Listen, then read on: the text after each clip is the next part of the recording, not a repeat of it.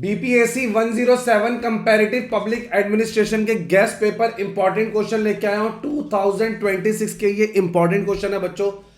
अब इन important questions को करे बिना पेपर में नहीं जाना। 14 क्वेश्चन ने आपके चारों बुक्स के ब्लॉक कवर करे हैं। एक एक क्वेश्चन दिखाता हूं कि कैसे बार बार आ रहा है। जैसे आप देखेंगे meaning, nature and scope of CPA. अब ये क्वेश्चन दिसंबर 24, दिसंबर 23, जून 24। अब ये क्वेश्चन बार बार आया बच्चों।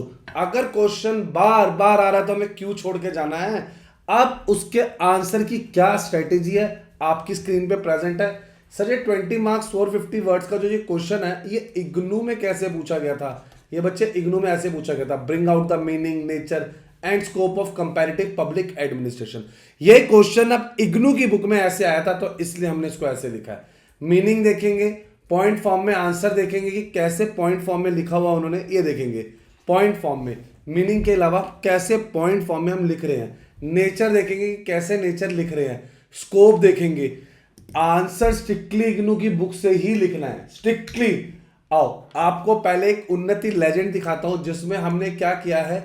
6 साल के जून 23 से लेके दिसंबर 25 तक 6 साल के पेपर्स का एनालिसिस रन किया है। जी हां, अब इन 6 साल के पेपर में एक बार छोड़ के, 2 बार छोड़ के क्वेश्चन बार बार आया है तो इसकी प्रायोरिटी बहुत हाई है इस बार पेपर में आने की।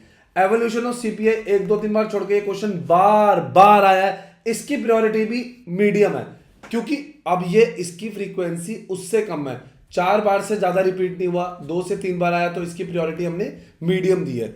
सर ये एनालिसिस टेबल 6 पेपर का कैसे मिलेगा। जब आप हमसे सॉल्व गेस्ट पेपर लेंगे ये पूरा एनालिसिस टेबल मिलेगा।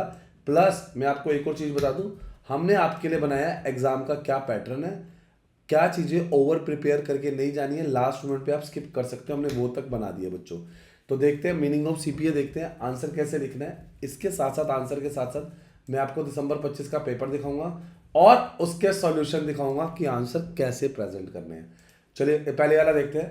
कंपैरेटिव पब्लिक एडमिनिस्ट्रेशन ये एक स्टडी है एडमिनिस्ट्रेटिव सिस्टम की from a comparative perspective and in a cross national and cross cultural context.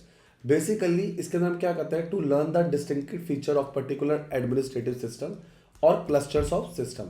आपको एक्सप्लेन करना है cross national and cross cultural similarities को। आपको एग्जामिन करने हैं कॉजेज ऑफ सक्सेस और failure of system in their ecological setting. आपको understand करनी है स्ट्रेटेजीज, प्रोसेस और उनका इम्पैक्ट। नेचर क्या रहेगा इनका। It was experiencing 3 important trends which are seen in the discipline even till today. किसने दिया ये, इग्नू की बुक ने इस ऑथर के नाम के साथ डेफिनेशन दी, हमने भी दे दी।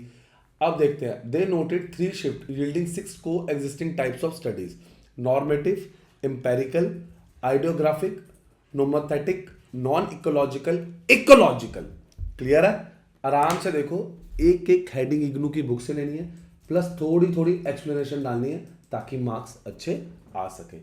अब देखते हैं, ये आ गया दिसंबर 25 का पेपर। आप बोल रहे थे सर दिसंबर 25 का पेपर दिखा दो, ये लो बच्चों देख लो आराम से।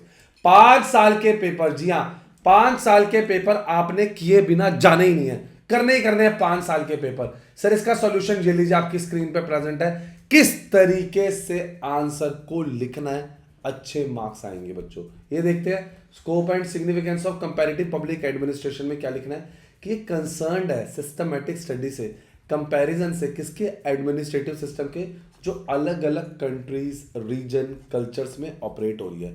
इसका स्कोप जो है वो एक्सपेंड किया गया सिग्निफिकेंटली ओवर अ टाइम और ये कवर करता है एक wide range of governance related themes. Clear. अब कंपैरेटिव स्टडी का सिस्टम देखेंगे, ये एग्जामिन करता है similarities and differences among administrative structures. आपको ये हेडिंग्स ऐसी लिखनी है जैसे हमने दी है। जी हाँ, फिर से इग्नू की बुक की हेडिंग है, चेंज नहीं कर सकते। जितना दिया टू द पॉइंट आंसर आपको ये याद करना है ताकि हमारे मार्क्स कटे ही ना। सर सॉल्व और हैंड रिटन असाइनमेंट चाहिए जिसके बिना, या प्रैक्टिकल फाइल जिसके बिना डिग्री नहीं मिलती है, आपको वो भी मिल जाएगा। आपको सिर्फ मेरी टीम को कांटेक्ट करना है। चलिए आंसर देखते हैं और वो क्वेश्चन देखते हैं। आंसर देखते हैं, ये स्कोप आ गया। अब मैं आपको पहले अब दिखा देता हूं कि हमें कौन कौन सी चीजें हैं जो पेपर में छोड़ के जानी है, कौन कौन सी चीजें हैं जो पेपर में करनी है, एग्जाम का पैटर्न क्या है। लेकिन एक सेकंड आगे बढ़ने से पहले हमारे चैनल उन्नति एजुकेशन इग्नू को लाइक, सब्सक्राइब, शेयर करो। अभी लास्ट मोमेंट का वेट मत करो, अभी सब्सक्राइब करो। देखो इग्नू की हॉल टिकट की सारी इंपॉर्टेंट अपडेट हमने दी। ये देखेंगे सारे इंपॉर्टेंट पेपर, सारे गेस्ट पेपर सबसे पहले हम दिखाते हैं। ये देखिए सारे इंपॉर्टेंट अपडेट, सारे पेपर, सारे इंपॉर्टेंट क्वेश्चन, पेपर में क्या करना है क्या छोड़ना है सब मैं अपडेट कर चुका हूं। हमारी वेबसाइट पे आ जाइए unnatieducations.com। जी हां, पहले आप आएंगे unnatieducations.com पे, फिर आप यहां पर आके आएंगे इग्नू पे। जैसे ही आप इग्नू क्लिक करेंगे या आप ऐसे जाके इग्नू क्लिक करेंगे तो आपके सामने हमारी इग्नू की वेबसाइट ओपन हो जाएगी। अब आपको इस पे क्या मिलेगा? Admission, solved assignment, guest paper, previous year paper. आपको बस बताना है कि आपको गेस्ट पेपर चाहिए, प्रीवियस ईयर पेपर चाहिए, कौन सा आपको सर्टिफिकेट डिप्लोमा चाहिए। कोई भी हेल्प के लिए आप इसे फ्रेंड का शेयर करें। अरे इतना ढूंढने की जरूरत ही नहीं है, आप व्हाट्सएप सपोर्ट पे क्लिक करें, अभी हमारी टीम के साथ कनेक्ट हो जाएंगे। अभी लीजिए। The paper has 2 section, answer any 5 question. आपको एटलीस्ट 2 क्वेश्चन सिलेक्ट करने हैं फ्रॉम ईच सेक्शन।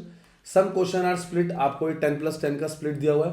400 वर्ड्स की लिमिट दी है, हमने थोड़ी सी ज्यादा लिमिट कर दी है क्योंकि जितना याद करते हैं उतना तो याद रहता ही नहीं है। उसके बाद ये अप्रोचेस देख लीजिए, ये एग्जाम का पैटर्न है। कुछ टॉपिक्स हैं जो पेपर में नहीं आ रहे हैं, उन्हें हम स्किप करेंगे, इसलिए उनका नाम स्किपेबल टॉपिक्स रख देते हैं। क्या रख देते हैं? स्किपेबल टॉपिक्स, क्योंकि हम इन टॉपिक्स को क्या कर सकते हैं? स्किप कर सकते हैं, छोड़ सकते हैं। आप देखेंगे single appearance country system such as Brazil and China keep in as a light backup. Russia का डिटेल्ड लेजिस्लेटिव प्रोसीजर, ये अगर पूछा नहीं गया है, एनालाइज नहीं करना बोला गया है, आप मत करिए। बैकअप में ये क्वेश्चंस इसलिए रखने हैं अगर आपके पास टाइम है तो, अगर टाइम नहीं है तो इन्हें छोड़ दीजिए। लाइक कर लो, सब्सक्राइब कर लो, शेयर कर लो, दोस्तों को बता दो कि सारे important question answer with proper conclusion मिल चुके हैं। आगे एवोल्यूशन स्टार्ट हो चुका है। अब ये क्वेश्चन कितनी बार आया है? जून 25, जून 23, 20 मार्क्स का क्वेश्चन अब भी आया है। तो करना क्या है? फटाफट टीम को कांटेक्ट करके ये आंसर्स लेने हैं अभी। 5 साल के सॉल्व पेपर और इंपॉर्टेंट क्वेश्चन कर जाओ, आपके मार्क्स नहीं रहेंगे, बहुत बहुत अच्छे मार्क्स आएंगे। Thank you.